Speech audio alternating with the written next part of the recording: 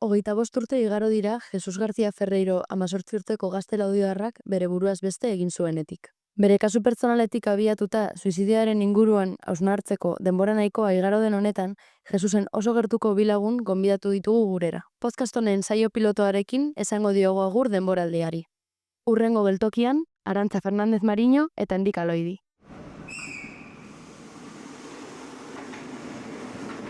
Eta bueno, gaur nolabait ekarri nahi izan dugu beste formatu batera, 2024an argitaratutako reportaje bat.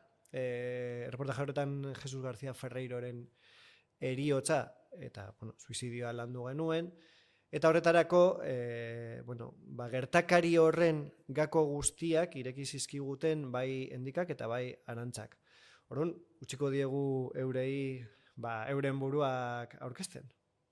Bueno, ni Arantza naiz, eskerrik asko gonbidapenagatik eta ni Jesusen laguna izan nintzen eta gero azkenengo 2 urte eta terdi edo bere bikotea izan nintzen. Eta hori urte asko egon ginen elkarrekin. Hain gazteak izateko. Bai, hori da. Kaixo, nik Endika naiz eta Jesusen lagun minen nintzen. Uste dut, ni lagun minena izan zela bere buruaz beste egin zuen arte. Eta, eskerrak eman nahi dizkizut, gai hau lantxegatik, ze niretzako ona izan da. Eta uste dut Arantzako ere ona izan dela.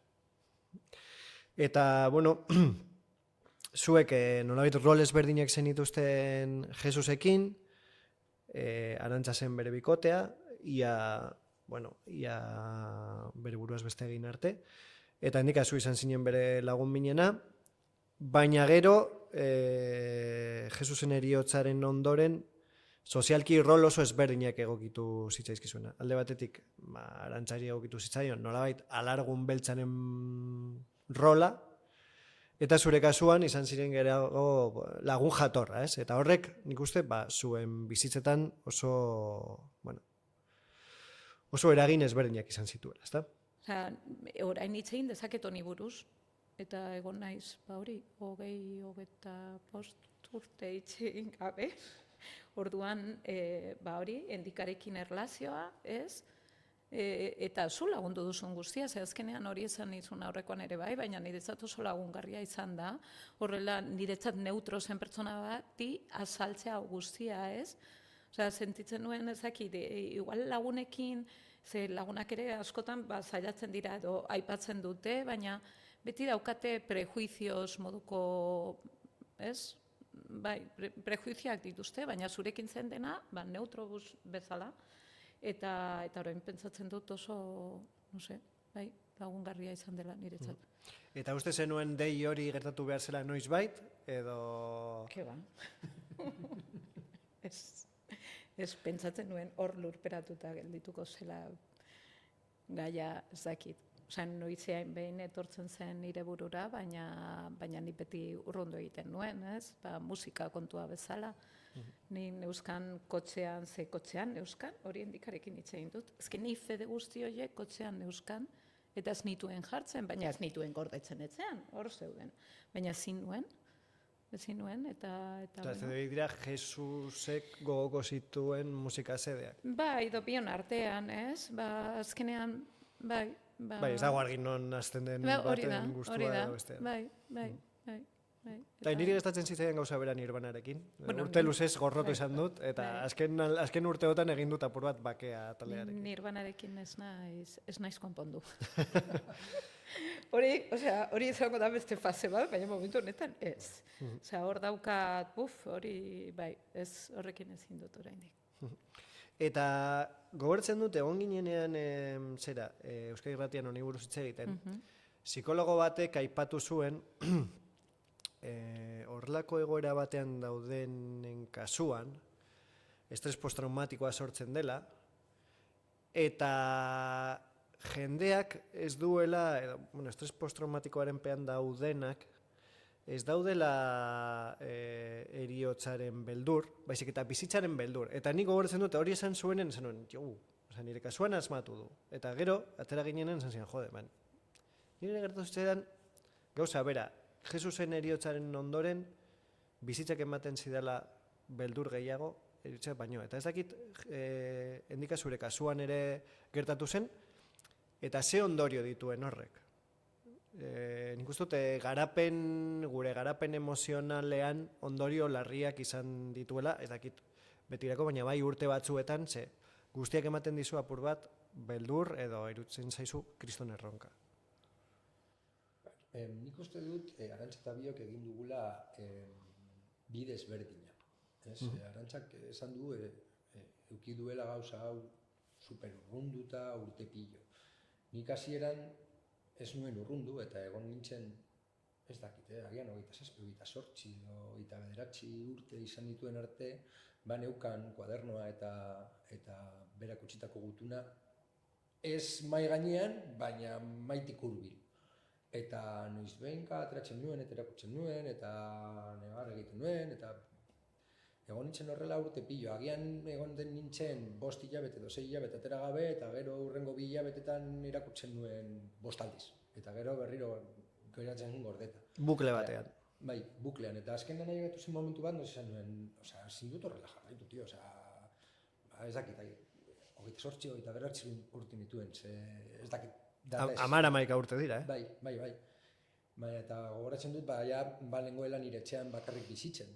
Eta ikusi nuen nire buruan, logela batean, kuadernoa irekita, negarrez, agian izan zen fase hori, agian 2 hilabetetan, 5. egunen, eta izan zen, hauze bukatu egin behar da. Horrela ezin da egon. Eta hasi nintzen, gauzak pizkatxo bat urruntzen, baina, eta ez dakit, agian, prozesu hori, irakurtxarena eta hurbilukitxarena orain niri bizigarena orain ez ditan beste min egin Arantxa bezala. Eta Arantxa zure kasuan, nola ikusten duzun hori guk aipatutakoa, bizitzari beldurra izateak, orain atzera begira ez den duzu, agian bizitza beste modu baten egin izango nuken beste egoera batean. Hau gertatu izan ez balitz. Ja, egia esan, ez dakit, nik uste dut, ni badakit nire bizitzan hainbat gauza gertatu zirela honen ondorioz, adibidez, nik ikusten nuena zen nire inguruan, adibidez ukezaten duzuna jendea kaletik gelditu, niri hori ez zitzaidan gertatu. Niri lagunak igual bai, baina askotan pentsatzen nuen bakarrik nahi duzu horrelako el morbo, jakin horrelako gauzak, eta ni horretarako ez nengoen prez. Orduan, baina adibidez nik etxean, eta hori esaten dudan inguruan, nire ingurua jarraitu zuen, bizitza egiten normal. Ezer gertatu izan ez balitz bezala.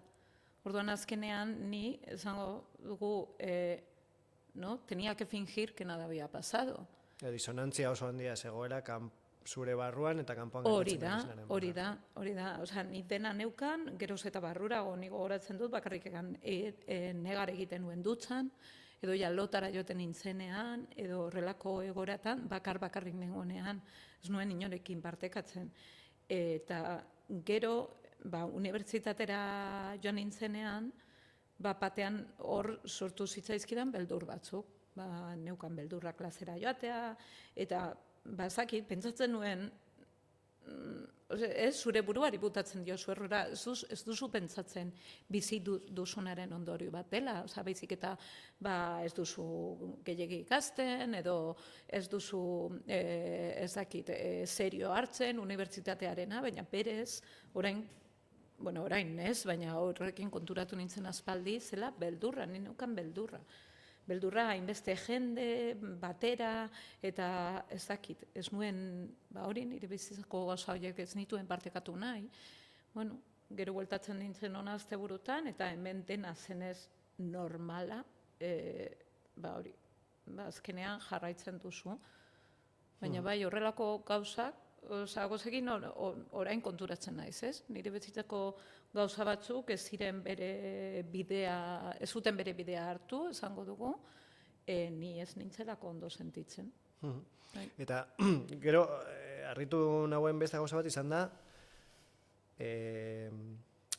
geruz ezberdinak egon ziren Jesusen suizidioaren inguruan, baina nik uste dut inor ez zela joan psikologoaren gana. Gaur egun, nik uste dut, argi dagoela horrelako trauma baten aurrean, laguntza behar duzula, ez dituzula tresnak, eta joan behar zarela psikologoaren gana, baina garai horretan inori ez zitzaion bururatu joatea, eta uste dut, denborarekin argi ikusten dela, pues, estigma, Jesusek pairatu izan zuen estigma hori, ez? Psikologia, psikiatria, garai horretan guztiok pentsatzen genuen, olako laguntza behar zutenek, zutela burua bere tokian, eta zen nolako mina sortu zigun horrek, ez? Ez dakit orain atzera begira argi ikusten duzuen behar izan genuela laguntza hori edo ez, edo nola sentitzen duzuen? Ez dakit, nik adibidez ezagutzen nuen Jesus psikologora joaten zela, eta beste lagunen bat ere neukan psikologora joaten zela, nire zitzaidan horrela arraroa iruditzen, baina ni bai gertatu zenean, nik ez nuen pentsatu, baina nik uste dut hori nire gurasoen erabakia izan behar zela, ez? Oraindik 17 urte dituzu, oraindik zaude hor zure, ez dakit, nik ez nuen nire burua ikusten gai ezateko aita ama uste du psikologora joan behar naizela. Beraiek, esan dakoa, ez?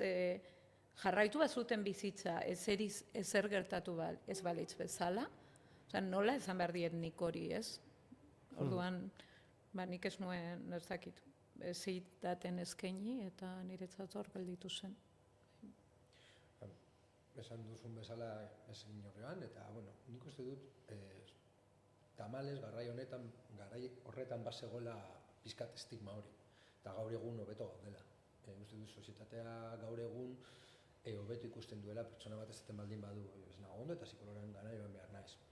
Ez dakit horrezegatik izan zela inork ez joatea, ez dakit, baina niretzako ez zen aukera bat. Ez dakit, ez nuen ez da pentsatu ere. Aurrera joan behar nintzen eta aurrera joan behar nintzen, horrela ziren gauzak. Bizitza horrelakoa da, karta hau egokitu zait, eta aurrera. Nik hori gogoratzen dut. Eta gero niri oso lagungarria iruditu zait niri kasuan, reportaje egitea bi arrazoirengatik. Bat, oso ondo azaltzen duzuelako zergatik Jesusen buru osasunak egin zuen behera, istripua, trauma, lagun baten heriotza, bapatean errepikatu beharra eta institutotik atera eta latiorrora itzuli beharra. Baina gero bestetik oso lagungarria egin zait, alderatzea inguruan geunden batzuk, ez dakit zein izango den kopura, baina asko pairatu genuen Jesusen galeraren mina, baina nolabait bakarrik genituen zertxalada batzuk pentsatzeko zer gertatzen zen, ez? Eta ez jakintasun horrek, nik uste dut, romantizazio edo fantasiara eraman alzaituela, eta atzera begira, ez, zuek izandako informazioa, baina azalpena jasota nolabait, uste dut, gertakaria hobeto kokatzeko aukera izango genukela. Eta aldi berean, uste dut, horrek ere niri behintzat atzera begira eragiten dit pentsatzea nolabaiteko sufrimendu hori zati bat fikzioa zela. Ze benetan ez genekien, ez fikzioa sentimendua baizik eta, azkenean gazteluak egiten duzu airean, saiatzeko asmatzen zergatik gertatu den hau, eta gero egia esan da, azalpena oso ez erraza, baina nahiko errealitateari lotutakoa da.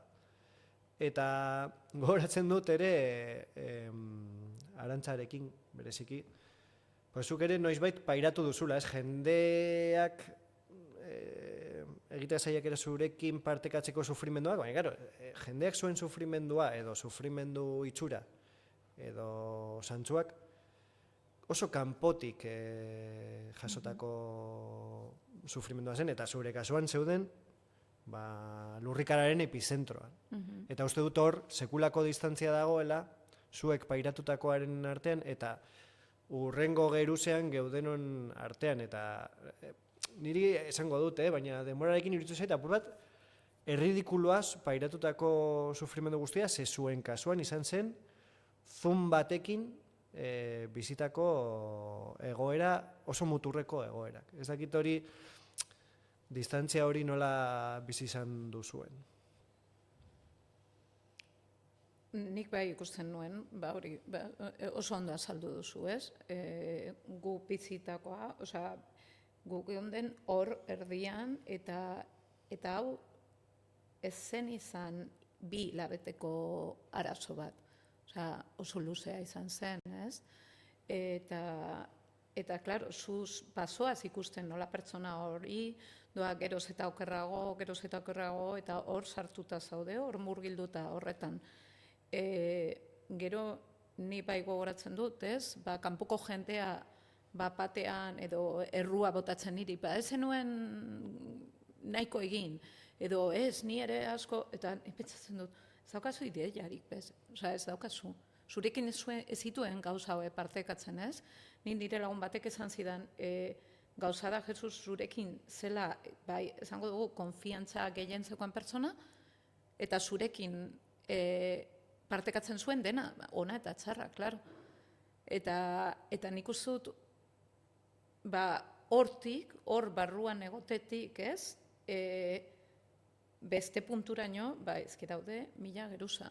Nik hori pentsatzen dut, ez? Dakizu, jendeak igual pentsatzen du, zu beti zaudela, ez? Gure kasuan, pertsona hori laguntzeko, baina ikusi behar da ere, txarto dagoen pertsona bati laguntzea oso zaila dela, ze askotan zure kontran jartzen da.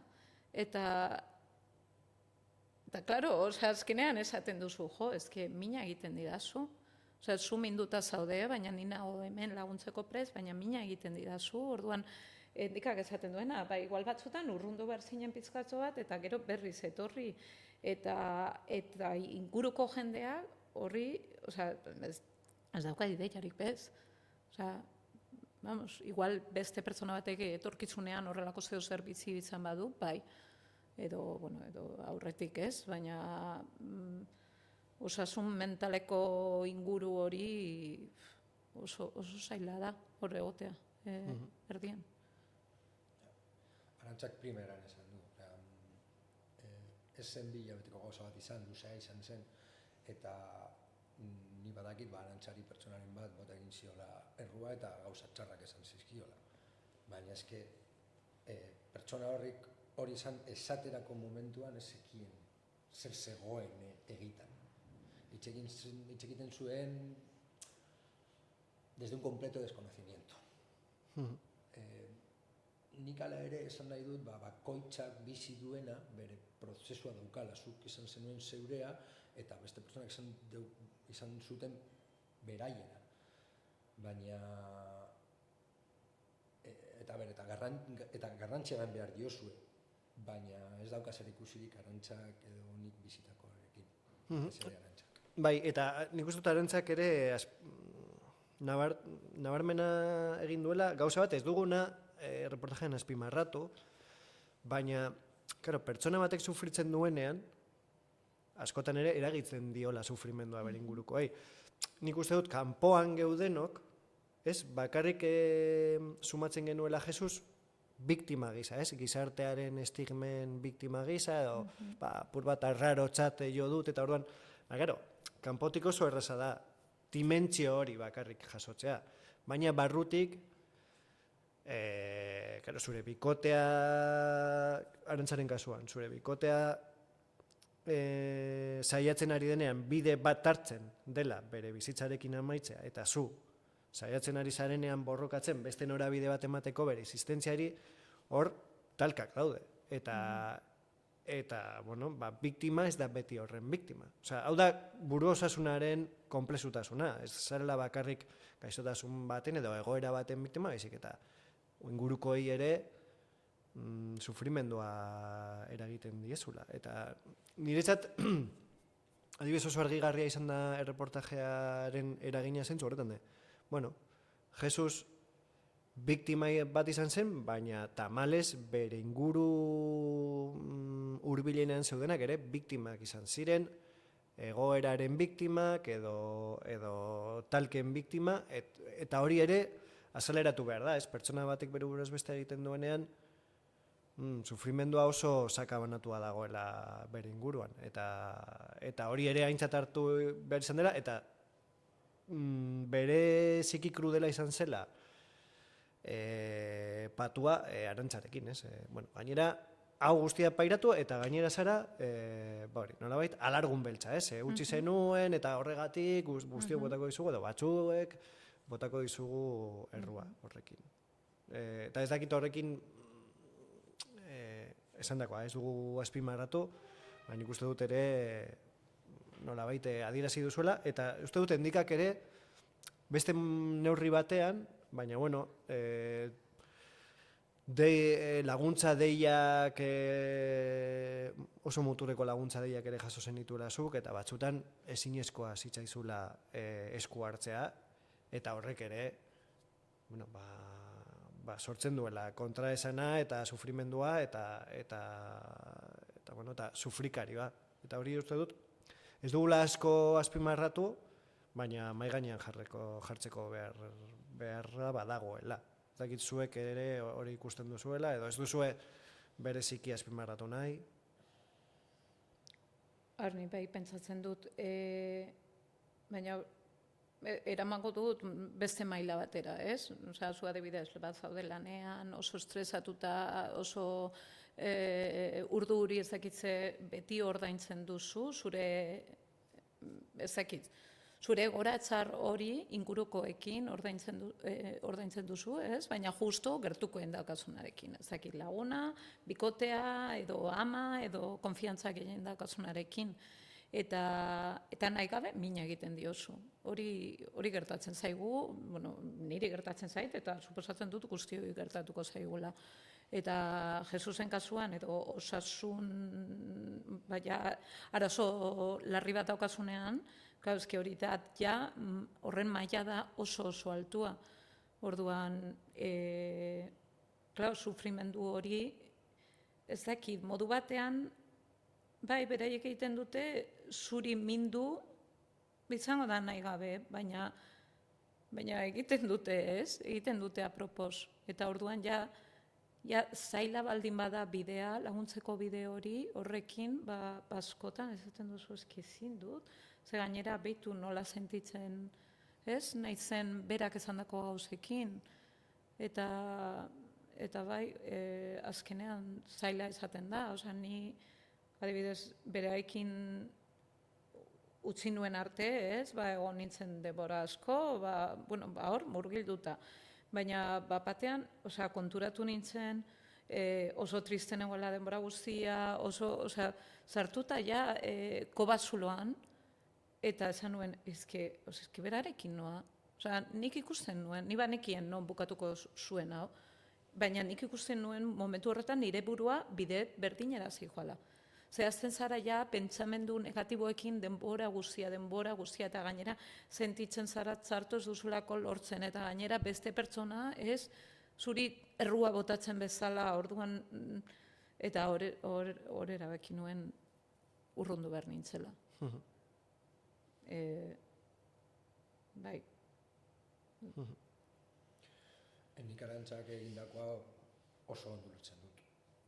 Neu bere laguna nintzen, eta laguna izan da noiz behinka, bitxegin genuen, agian asteburuetan egoten ginen elkar pilo, eta astean zehar saiatzen nintzen egoten, iaia egun guztietan, baina egunen baten nik geratu behar nintzen ez etxean, baina egan behar nintzen beste leku batera, burua garbitzeko. Baina niretzako laguna izan da, ez bikotea izan da, ni banekien ez nuela bere laguna izateari utziko inoiz. Baina ezberdina da bikotea edo laguna izatea. Kontratuaren baldintzak ezberdinak dira. Ezberdinak dira, beraz, Arantzak egindako ulertzen dut primeran. Eta naiz eta berak saiatzen urruntzen, ala ere zen guzti zurrun, ze bazegoenan ni bezala edo gehiago, naiz eta ja bikotez izan. Bueno, ez dakit zerbait gehiago aipatu nahi duzuen, honi buruz, saiatuko naiz, epe ertainen gutxinz berriro matrakas ematen gaiarekin, baina bai, bueno, eman nahi zuei, jakina, 1000 aldiz eskerrak eman, nolabait zuen bihotzak irekitzeagatik, eta ere aipatu nahiko nuke bere familia, bueno, kasu honetan bere anaiarekin izan dugu harremana, berak nolabait eman zigun argi berdea reportajea lantzeko, berak oniritzea eman zigun reportajeari, eta nik uste dut familia kasu honetan, agian trauma handien eraman zuen zatia zela, eta ja, hemen hitz egiten ari garena, ja, nahiko larria da. Eta nik ere nahiko nuke euren, edo behintzat bere anaiaren jarrera ona eskertzea, zeberak baireki zigun atea honi buruz hitz egiteko, eta uste dut merezi duela ere aipua, eta ea ikusteko aukera daukagun. Eta hori, 1000 esker berriro honi buruz hitz egiteagatik, eta eskerrik asko guztiagatik. 1000 esker zuri. Ni gauza zan nahi dut, eskerrak eman edizkizut, esan dut lehen, gai hau tratatxeagatik berriro berreskuratu dut Arantxarekin erlazioa, eta beste alde asko gustatu zitzaidan esan ziren didanean egun baten, Basauriko institutu batetik zenbait tal eskatu zituztela gaia lantzeko, eta hori asko gustatu zitzaidan ze landuko dituzte, gaia landuko dituzten pertsonak 16, 17, nerabeak izango dira, eta nik uste dut lagunduko diela, ez dakit, hori asko gustatu zitzaidan. Eta horrezagatik eskerrak eman nahi dizkizut. Laster arte, ze herrian ikusiko dugu elkar. Bai. Venga, ba.